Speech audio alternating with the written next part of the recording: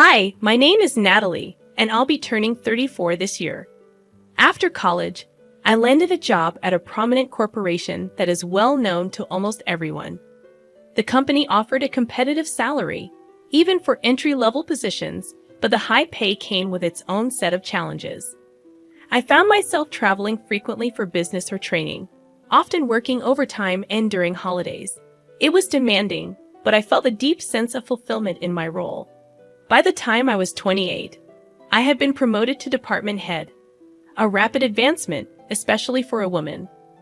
4 years ago, I married Jason, who had been my boyfriend for 2 years. We were introduced through a mutual friend who was concerned about my single life and thought we'd be a good match. Initially, I wasn't interested in dating or marriage. I had always envisioned a single life, and the idea of tying the knot seemed far-fetched. Jason, however, was quite clear from the beginning. He said, "I want to get married soon and have kids. Raising them when we're older will be tougher, don't you think?" I wasn't keen on having children and found the idea of marriage rather absurd, especially since we didn't know each other well. With a new promotion and a busy schedule, marriage and starting a family seemed out of the question. Whenever Jason brought up marriage, I would gently deflect, saying, "You're rushing things. We need to get to know each other better. Marriage involves more than just the two of us." Jason proposed a compromise. "All right, let's stay together for 2 years and then get married. By then, we'll know each other well enough, won't we?"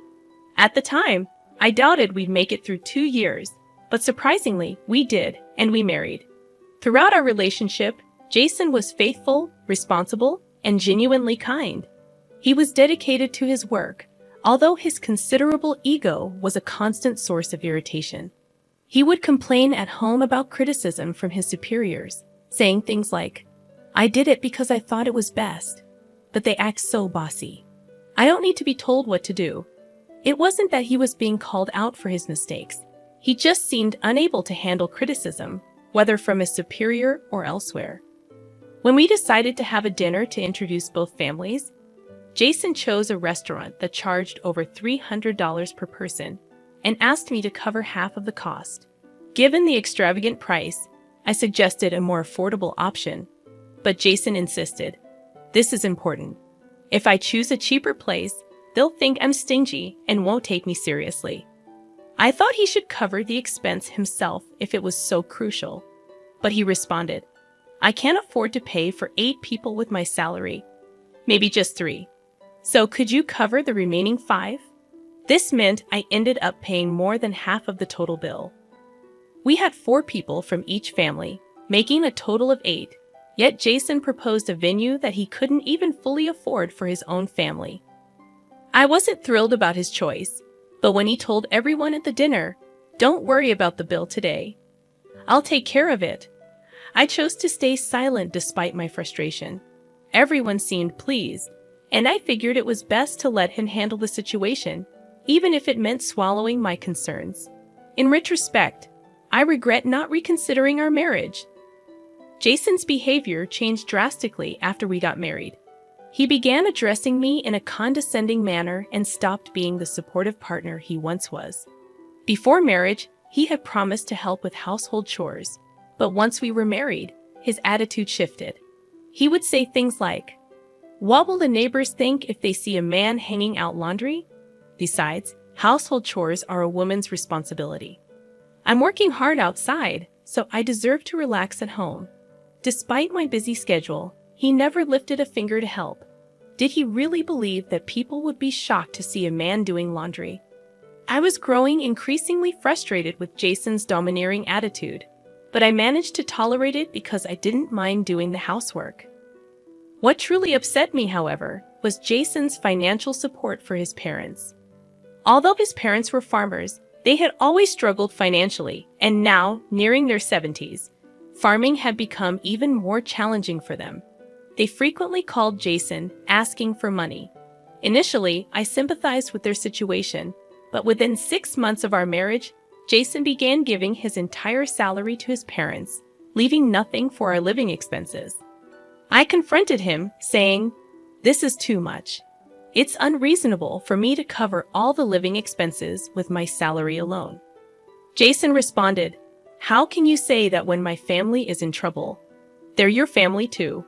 Besides, you earn more than I do, so you should be able to manage." He refused to listen to my concerns. On the phone with his parents, Jason would reassure them, "Don't worry, I'm taking care of everything with my salary. I won't let her complain about it." It seemed like he was only sending a portion of his salary, but in reality, he was giving them every cent. With no money left for himself, he started asking me for pocket money, saying, "Can you give me about $300? I can barely afford lunch." I finally decided I couldn't continue like this and suggested, "Let's set a monthly limit on the amount we send to your parents. You need to find a way to cover your own lunch expenses." Jason agreed, saying, "Got it. We'll do that." Yet he continued to send his entire salary to his parents each month.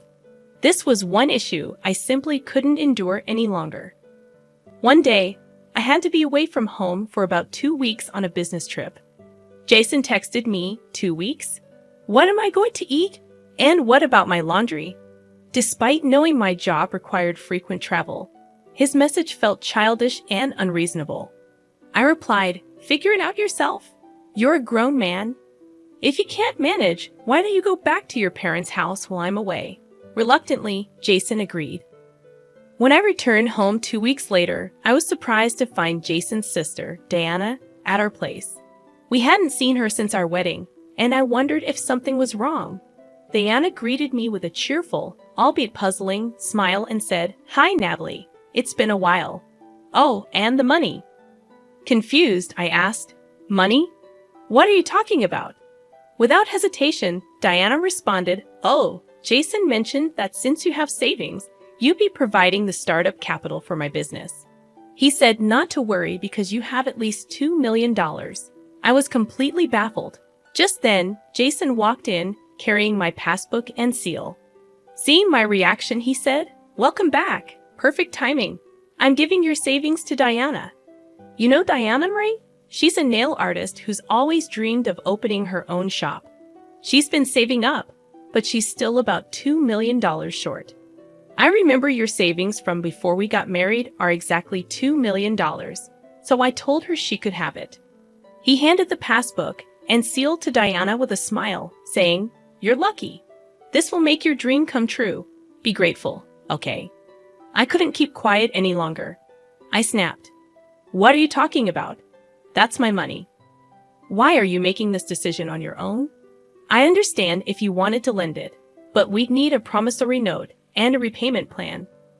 But to just give away someone else's savings without any of that, what are you thinking?"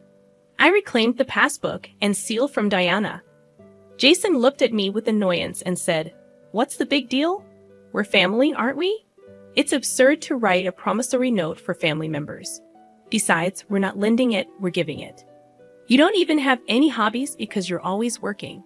It's a waste to just keep the money. Diana has a dream. Isn't it better to use it to help her achieve that?" His glare made it clear he wasn't open to discussion. Realizing this conversation was going nowhere, I thought it was pointless to argue further. But then Jason said, "This money is too good for you. You just waste it. You can work and save up again, understand? If you still want to argue, we'll get a divorce." Seeing an opportunity, an idea sparked in my mind. I quickly replied, "All right, let's get a divorce. I'll draft the papers and send them to you. I'll collect my belongings soon. Until the divorce is finalized, I'll stay in a hotel. Goodbye for now." With that, I grabbed my luggage from my business trip and left the house in a hurry. Jason was stunned by my sudden decision. After a while, he sent several texts saying things like, "You can still come back if you apologize now. And Diana says she'll forgive you if you give her the money. Stop being stubborn and come back." I ignored all his messages. Who does he think he is? The next day, I went to the city hall and mailed the signed divorce papers back home. Despite this, he continued texting me, asking, "Are you really sure about this?" I simply replied, "Please submit them as soon as possible," and ignored the rest of his texts. The divorce was finalized sooner than I had anticipated. A week later, I coordinated my move to a new house while Jason was at work. When Jason inquired about the property division, he texted, "I'm glad to be rid of an ugly woman like you. We're strangers now. Make sure you divide the property properly since we're divorced." I left most of the furniture and appliances behind and deposited half of the small savings I had accumulated during our marriage into his bank account. That night, my phone was flooded with calls from Jason. At first, I ignored them, thinking, "Here we go again." But soon I began receiving calls from Diana as well. Finally, I answered, and Jason yelled, "Hey, what's the deal with the property division? This is ridiculous. There's only $1,200 in this account." I thought to myself, just as I expected. I told Jason, "See, I did split the property. We originally had $2,400 in our joint account, so I left you with half, $1,200. All the furniture and appliances were purchased after our marriage, so I left them behind. That seems like a fair division, doesn't it? To be clear, I ended up with less." Jason was unconvinced. "What are you talking about? You're supposed to have $2 million in savings, right? So half of that, $1 million, should be mine. Plus, you have that inheritance from your grandpa. That should be divided too." I was taken aback and couldn't help but laugh. I had anticipated this. Otherwise, I doubt Jason would have agreed to the divorce so easily. I managed to suppress my laughter and explained, "Listen, Jason, property division only involves marital assets. My savings from before we were married and my inheritance don't count as marital assets. I consulted a lawyer and divided our marital assets properly. The money we saved after getting married was all earned by me. You never contributed to our household expenses. Be grateful I even divided that." Jason shouted, "You're lying. There's no way that's true. You can't fool me. Hand over what's rightfully mine, or I'll sue you." His voice trembled with desperation, but I remained calm.